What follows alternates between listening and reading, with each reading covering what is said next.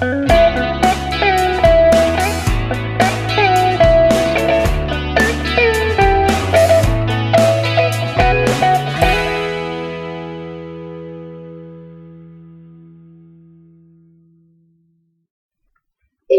se formó con Jacques Lacan a más de 20 años de su muerte. ¿Qué es lo que permanece más vivo del maestro en usted?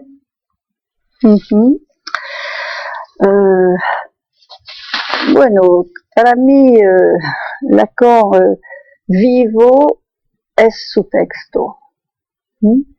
Por supuesto, tengo recuerdos de su persona, de mi análisis con él, de mi encuentro, y, de Lacan en sus seminarios, más allá de mi relación analítica con él. Tengo recuerdos, pero realmente para mí lo importante es la orientación que saco de su texto. Y es verdad que desde su muerte, casi 25 años, ahora, casi, no completamente, trabajo estos textos y verifico cada vez más que incluso cuando un texto parece difícil a entender, finalmente si se explica bien, si se trabaja bien, se saca una luz que sirve en la práctica analítica misma. Entonces pienso que de ninguna manera, a pesar de lo que algunos dicen, que el texto es el texto muerto y que necesita el autor vivo. Precisamente un gran texto vive y algunos vivientes que no viven, además. Sería al revés. Eso puedo decir en primera aproximación. Una que se me ocurre a partir de esto que usted dice es que Lacan siempre ha diferenciado los alumnos de los lectores. No siempre. Hizo eso en una coyuntura muy precisa, única, y fue cuando él viajó por primera vez en América del Sur, en Caracas, estaba además en el viaje, y entonces encontraba gente de Sudamérica que no conocía. Y él tenía la costumbre, al contrario, de hablar por los analistas, por sus analizantes, por la gente también de su seminario que era más amplia, pero un público más o menos estable que conocía. Entonces, llegando en América del Sur, ha dicho, ha diferenciado los alumnos y los lectores. Y es verdad que era una manera de establecer una distancia. Una distancia y de reafirmar implícitamente, creo, que él consideraba que los alumnos eran los que se habían formado con él, analíticamente hablando. ¿Y usted cómo lo piensa eso? Porque usted también tiene sus alumnos y tiene sus lectores. Curioso, nunca pensé así. Nunca pensé así. Personalmente no me viene de hablar de mis alumnos. Y sin duda es porque no me considero yo como un amo. Un amo como Lacan se podía decir, o de Freud se puede decir, el amo en la medida en que es alguien, los dos, Freud primero, más que Lacan, porque inventó el dispositivo completo, pero Lacan también, son inventores de un nuevo discurso. Y ellos, por eso los podemos llamar amos, a pesar de que quizás introduce una confusión con el amo político, que no es la misma cosa, pero amos de orientación teórica y práctica en el campo del análisis. Yo no me considero de ninguna manera como inventora de un nuevo discurso. Me ubico en la opción de Lacan y creo que contribuyo a desarrollarla, a hacerla existir todavía, a ampliarla y a difundirla, pero no es la misma cosa.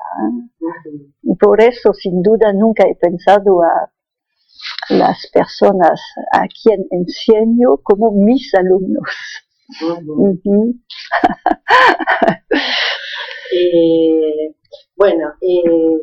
Su relación con Miller data de muchos años. Compartieron muchos espacios que implicaron un arduo trabajo en pos del desarrollo del psicoanálisis.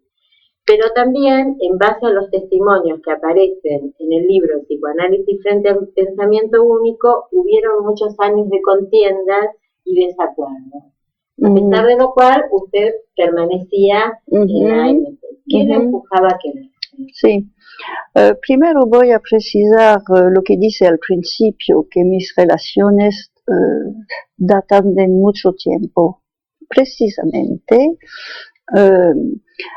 yo llegué a la escuela freudiana de París, la escuela de Lacan, entonces seguía los seminarios, pero entré como miembro de la escuela en el 76. En este momento puedo decir que no conocía a Miller. Sabía que había hecho algo, que había hecho el index de los escritos, que era miembro de la escuela, pero es verdad que en este momento puedo decir que cuando llegué, para mí Miller no existía. Incluso cuando hubo el principio de la sección clínica en París, a la cual se dedicaba, yo no fui al principio. Entonces empecé a conocer a Miller al final de la escuela freudiana. No puedo decir si 77, 78, algo así. No. Y bien, después efectivamente trabajé al momento de la disolución, de la creación de la escuela de la causa freudiana, puesto que al principio fue después de la disolución de la causa freudiana, fue la directriz de la escuela de la causa freudiana. Trabajé mucho tiempo en este conjunto, ¿no? Y en el campo freudiano también, que desarrolló todos los seminarios fuera de Francia. Bien, eso por ubicar el principio de la historia. Y ¿por qué no me marché enseguida cuando he visto que algo no iba? Pero por una razón que para mí es absolutamente esencial. El problema no me pareció nunca, cuando he percibido el problema, realmente lo explico en el libro sobre el pensamiento único. Entonces, cuando he visto realmente el problema de este conjunto, el problema no lo consideré como un problema individual. Había un problema individual con las acusaciones de Miller, así bien, pero de todos modos era un problema de toda la comunidad. Entonces ni me ocurrió salir sola. Yo no soy en la posición cuando algo no va, uno dimite, realmente. Y entonces me quedé hasta que pude comprobar que había otros y un montón que tenía la misma idea, que veía, que concluían, empezaban a concluir que no era posible continuar así. Bon. Entonces a este momento sí pude tomar la decisión de marcharnos, no sola como para hacer que después, pero para crear otra comunidad, con gente que conocía, formada, seria y que no tenían la intención de montar problemas y de rehacer lo mismo. Esto dio origen a los foros del campo Sí, lacaniano. exactamente, es así que finalmente paso a paso la crisis se desarrolló y que hemos decidido crear los foros en 98. No, por eso me quedé. ¿Y cómo llegó a la idea del pensamiento único? ¿Qué significa llevar? ¿Cómo arribó a esa idea? ¿Cómo desarrolló esa idea? Pero esa idea se imponía cada día. No, se imponía cada día. Sobre todos los temas ya sabíamos lo que se debía decir, que quizás podía ser interesante, además, no es el problema, pero sobre todos los temas, que sean teóricos, que sean políticos, se sabía lo que se debía decir. Y si había una jornada sobre la interpretación, por ejemplo, puesto que hubo una antes del primer paso de la crisis, vamos a decir, había una tesis impuesta, no impuesta policialmente, por supuesto, pero impuesta con los medios del discurso. Y bueno, eso, pensamiento único, no fue un gran esfuerzo intelectual para sacarlo, porque realmente era de experiencia cotidiana, continua además. Hay que se lee una pequeña publicación y se sabe todo, porque es la tesis que Miller ha lanzado al momento. Bon. Bueno,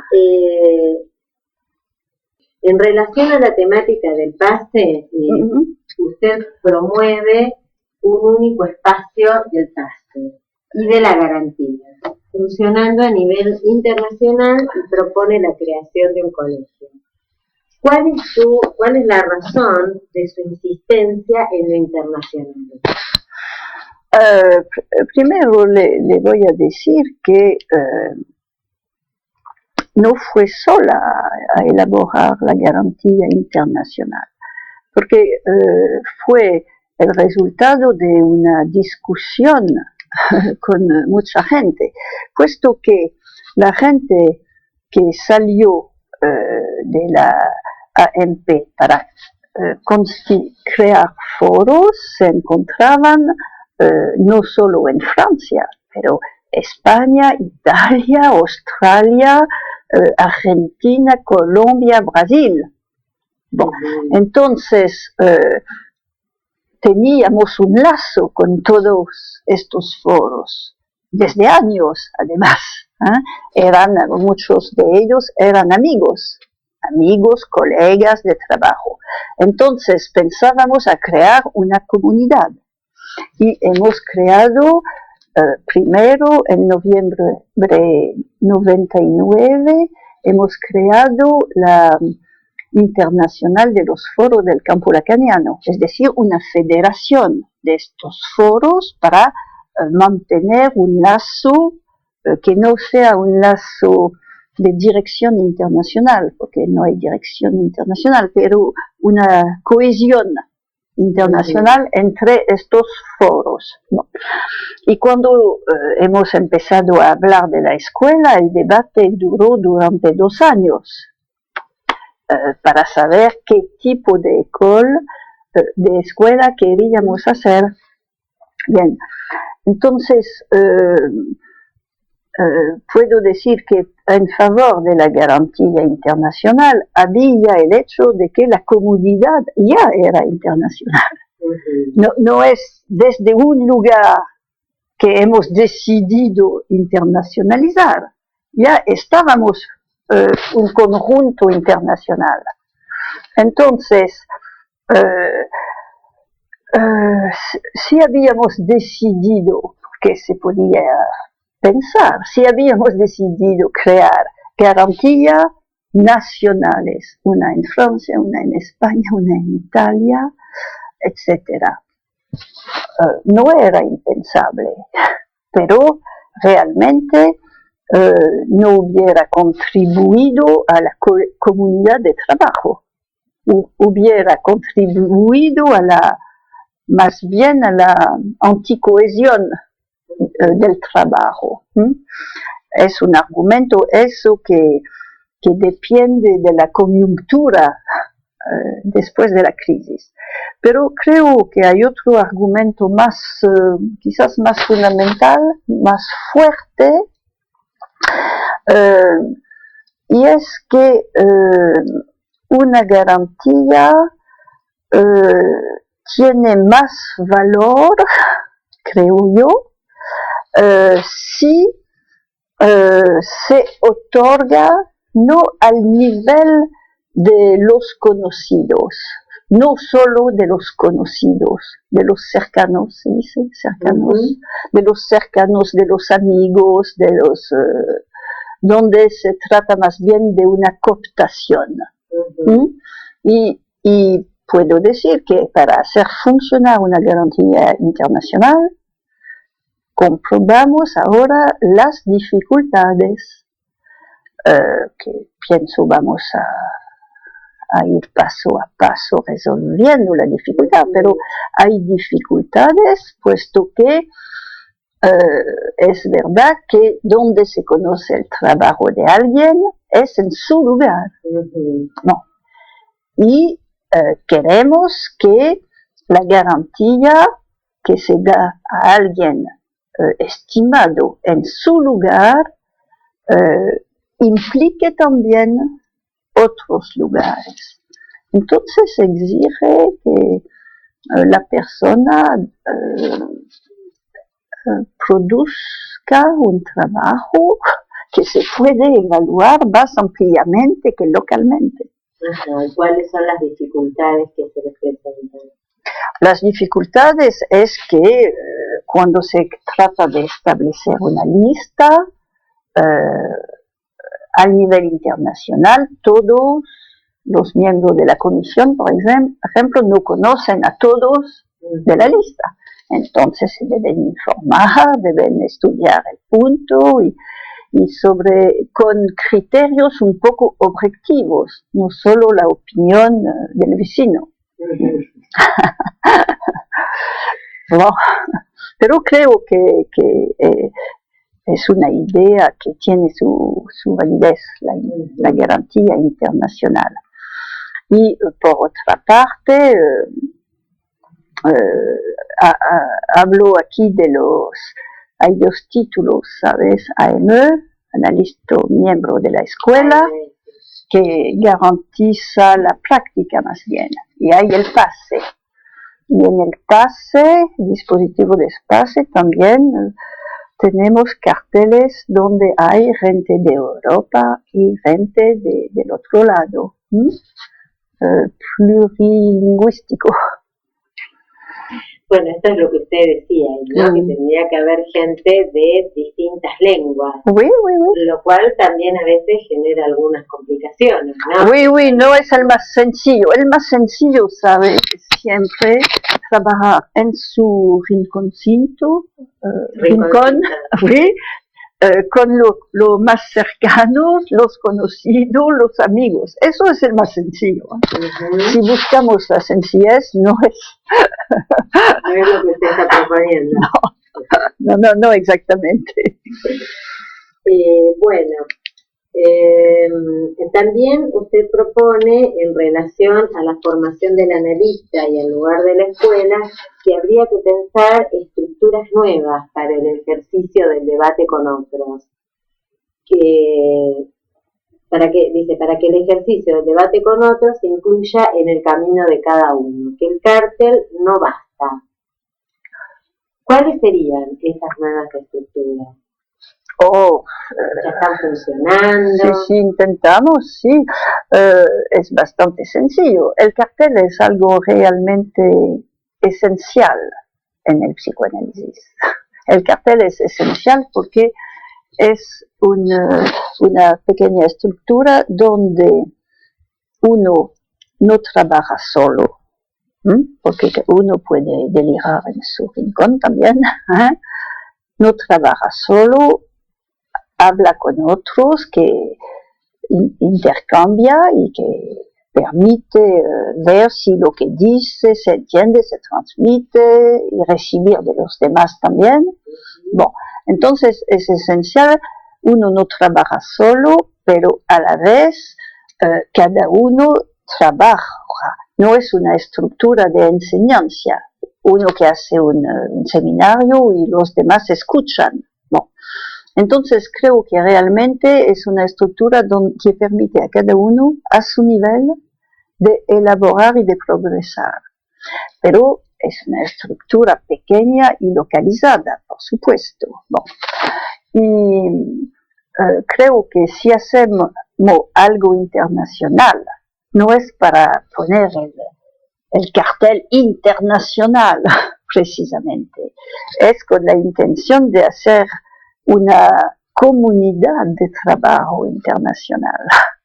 Y eso es más difícil porque hay la distancia, las lenguas se resuelven, pero la distancia. Y entonces las estructuras que intentamos desarrollar son estructuras de intercambios epistémicos, es sencillo. Vamos a desarrollar un boletín internacional con textos que provienen de los diversos lugares. Ahora hemos organizado, por ejemplo, un debate para preparar las asambleas, lo hemos hecho con el mail, con el mail, lo que es siempre un poco difícil, pero se puede. ¿No? Entonces, los nuevos dispositivos son los dispositivos que permiten intercambiar más allá del local. Bueno, y todo lo que se encuentra que sirve eso es bueno.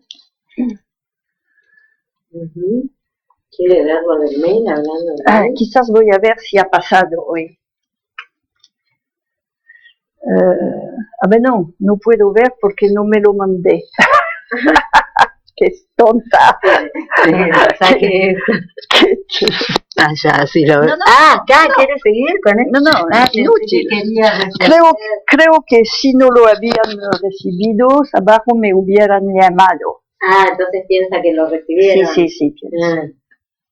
Usted le ha dado en distintos momentos relevante importancia a la diferencia de los sexos en lo referente a un análisis, tanto en la entrada, en el recorrido como en el fin. ¿Cuáles son sus formulaciones actuales al respecto? Actualmente no acentuarían la diferencia a la entrada. No. La aptitud a entrar en la transferencia finalmente no me parece repartida según hombre o mujer. Que sí me parece que quizás hay una diferencia respecto al final del análisis. Voy a decir poco sobre este punto porque finalmente es un punto bastante, no por la divulgación finalmente, pero creo que lo he dicho además un poco al final de mi libro, lo que Lacan decía de las mujeres, que las mujeres y los hombres no tienen la misma ubicación respecto al síntoma. Y se percibe muy bien además en las fórmulas, cuando se dice un hombre tiene un síntoma fundamental, más allá de los síntomas múltiples, una mujer es un síntoma de un hombre. Las fórmulas ya dicen una diferencia. Y creo que esta diferencia se repercuta al nivel del final. Nada más. Sí. Ay, nos manda a leer el libro. Sí. La maldición sobre el sexo toma una frase de la Tolondradicho en la que Lacan habla del escándalo del discurso analítico. ¿Le parece que Lacan ha podido superar a través de las fórmulas de la sexuación las diferencias que se presentan en Freud al momento de pensar desde la estructura la diferencia hombre-mujer? Sí, sí pienso, porque quizás no sé si lo pensaba en el momento en el cual hice el curso sobre la maldición sobre el sexo, pero en mi último libro, con los años entre los dos textos, no solo pienso que efectivamente Lacan ha logrado superar este escándalo, que consistía en qué? Que consistía el escándalo que Lacan atribuye a la asociación freudiana, IPA, pero que viene de Freud,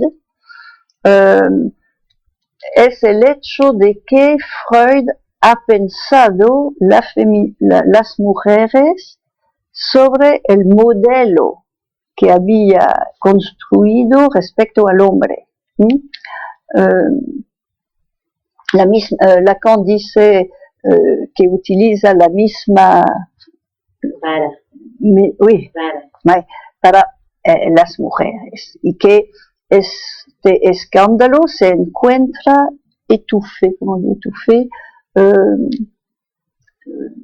disimulado, cubierto desde Freud.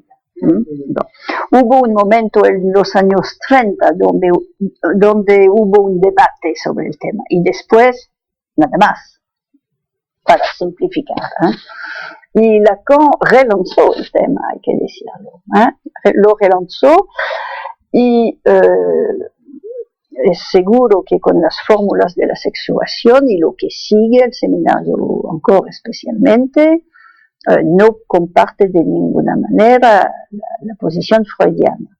Pero lo que descubrí desde el seminario sobre la maldición sobre el sexo es que si se lee bien, Lacan había ya contestado a la pregunta ¿qué quiere la mujer? Pregunta de Freud al final, con la cual Freud confiesa que sabe que no ha resuelto el problema. Freud es siempre más sutil que uno piensa. Entonces, esta pregunta, ¿qué quiere una mujer? Lacan contesta a la pregunta desde 58. En los textos sobre precisamente la sexualidad femenina, los textos que se encuentran en los escritos. Y eso lo comento en mi libro. Produce una respuesta sobre este punto. Y después la desarrolla de manera otra, más glorificada y amplia en el Atolondradicho, pero ya estaba. Ya estaba en ciernes ahí su idea. ¿Y la respuesta cuál es? ¿Me puede contar? Hay que leerlo.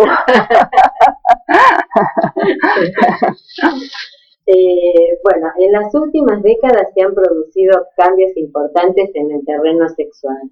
Hay una apertura en relación a prácticas que antes eran socialmente rechazadas. ¿El discurso psicoanalítico ha tenido alguna incidencia en ello? Sí, pienso que sí, además lo he dicho, también se encuentra en el libro. Sí, creo que sí, creo que un siglo de psicoanálisis no fue sin efecto a este nivel.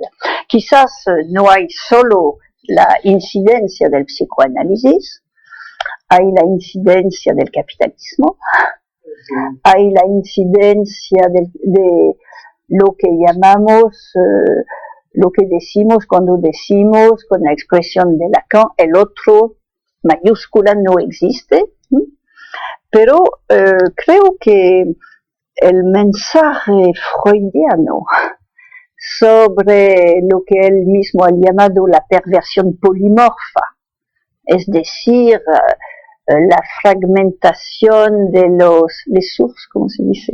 De les zonas erogènes, las fragmentaciones de las zonas erogéneas, oui, la fragmentación de las pulsiones, todo eso que él ha descubierto, que hizo escándalo, que Freud ha descubierto en 1905, los ensayos sobre la sexualidad, fue un escándalo, pero ahora es una banalidad. Todos saben eso.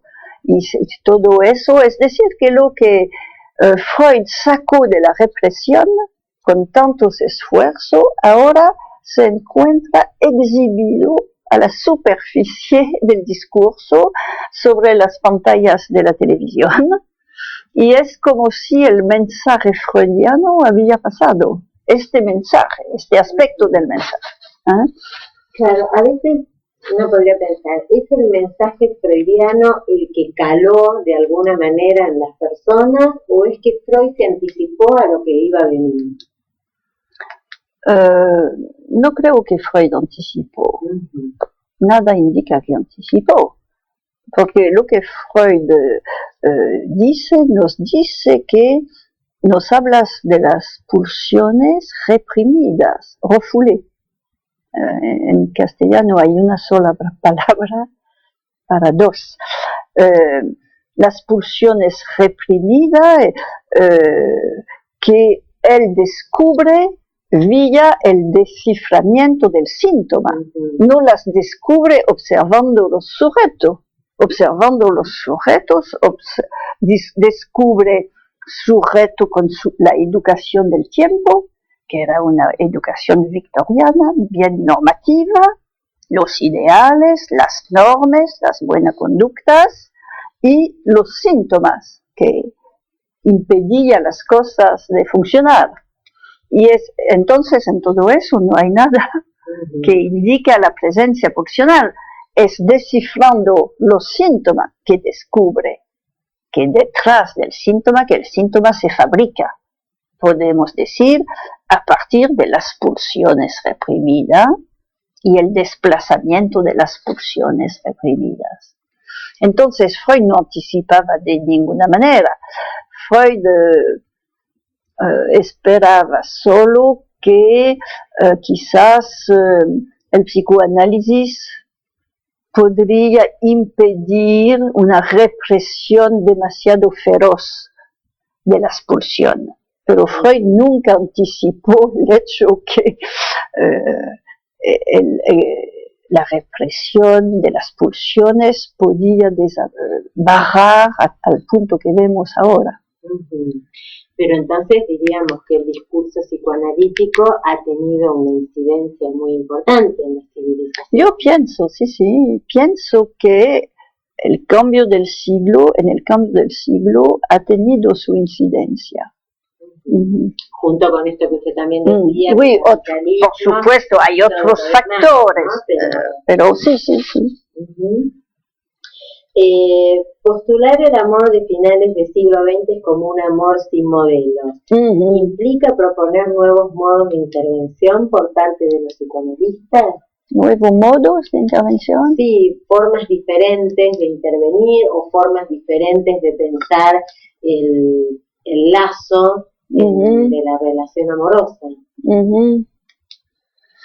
No creo, porque cuando digo amor sin modelo, los modelos en las épocas donde había modelos no eran modelos individuales, eran modelos del discurso colectivo, del discurso común. Y el analista no tiene nada que objetar a eso. Más bien podríamos pensar que el análisis, no había el análisis en las épocas que evoco, entonces no podemos decir lo que hubiera producido, pero más bien el análisis hubiera desmontado los modelos, puesto que estos modelos son modelos ideales, fabricación vía el lenguaje de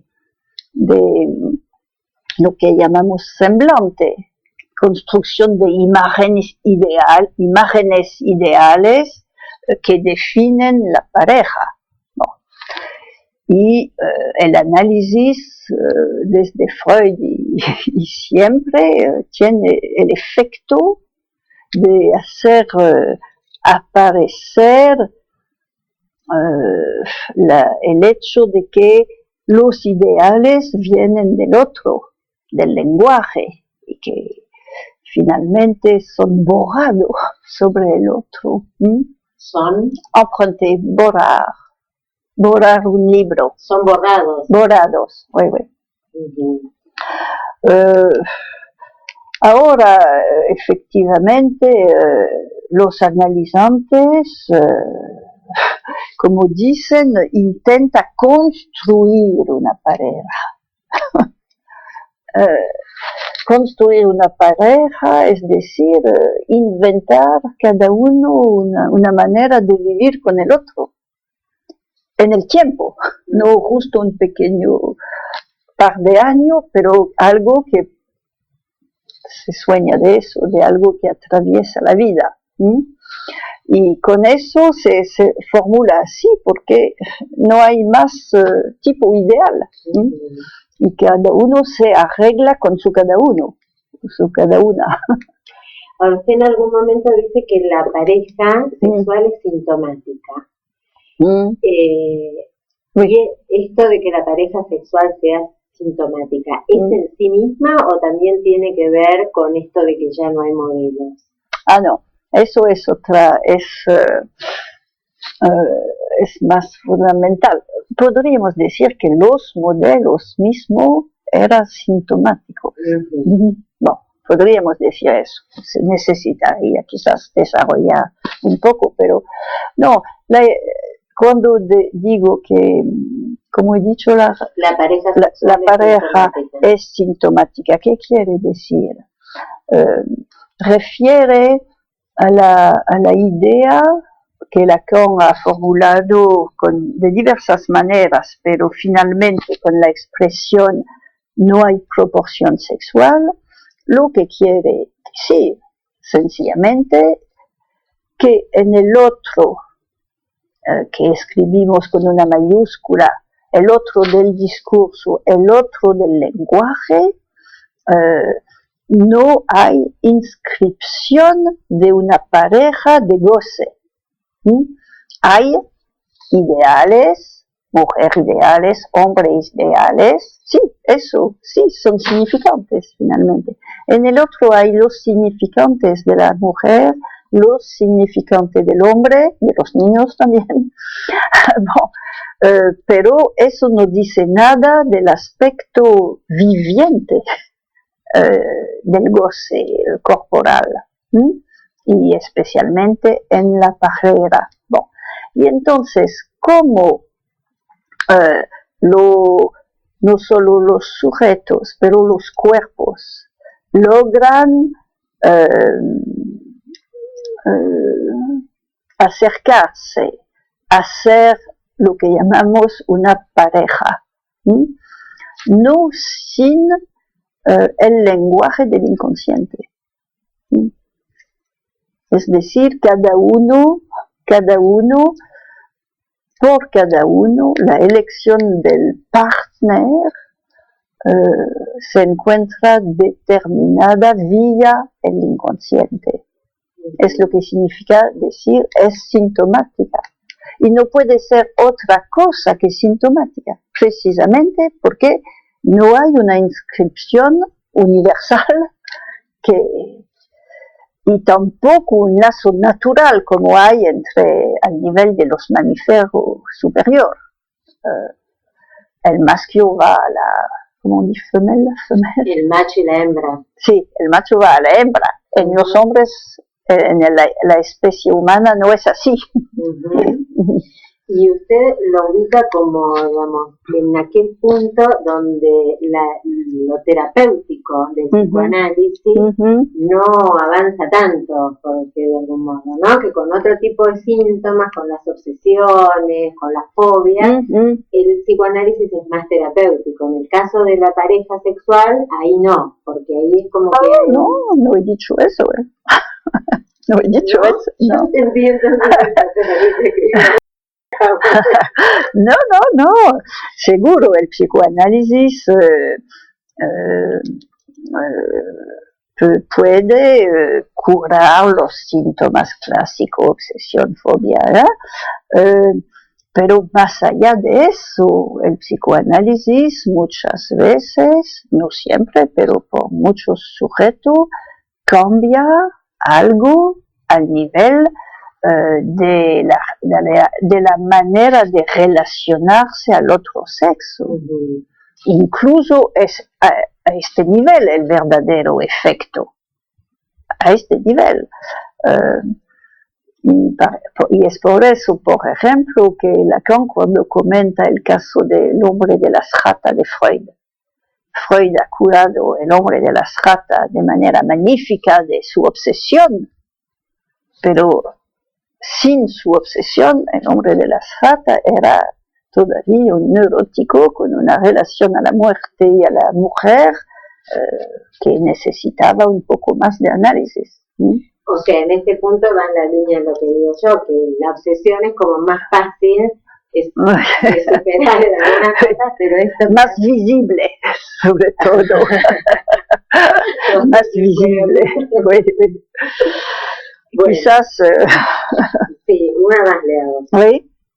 A 100 años del Bloomsday, retomo un planteo que usted se formula en relación a la tesis que plantea Jung con respecto al texto de Joyce, del cual decía que era ininterpretable. Su afirmación es que la tesis es perfectamente lacaniana a banda lenta. ¿Podríamos pensarlo al revés? No lo pensé al revés porque Lacan no ha dicho exactamente que Jung no era interpretable. No, Jung no, que Joyce no era interpretable. Ha dicho cosas, pero bajo otra forma. Ha dicho que su texto no dice nada a nuestros inconscientes, no resuena con nuestros inconscientes. Ha hablado de su poder de lectura. Bon. Pero si me recuerdo bien, él no ha hablado exactamente del no interpretación. La tesis está en Lacan, pero no lo formula exactamente así. Me parece que Jung ha captado algo, efectivamente, que algunos no son de acuerdo. Los universitarios no son de acuerdo para decir que Joyce no se puede interpretar, que Ulises más bien no se puede interpretar, y intentan interpretarlo, ¿no? Y dicen, puesto que intentamos hacerlo y lo hacemos, como pueden decir que no es interpretable. Pero creo que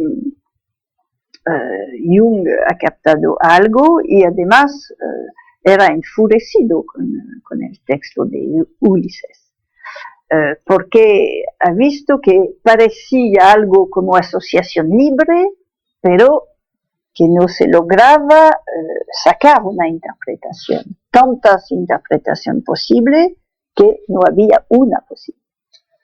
Pero parece que antes de Lacan, Jung ya había captado eso sobre Ulises. Es un texto bien interesante. Pero sabe que antes de Lacan muchas cosas interesantes fueron dichas. Su viaje a la Argentina durante estos días ha tenido una participación en distintos ámbitos. Sí. Y que mañana se inician las actividades de lo que son el foro lacaniano. Sí, mañana empezamos lo que llamamos la cita, en francés le rendezvous, de los foros y de la Escuela Internacional del Campo Lacaniano.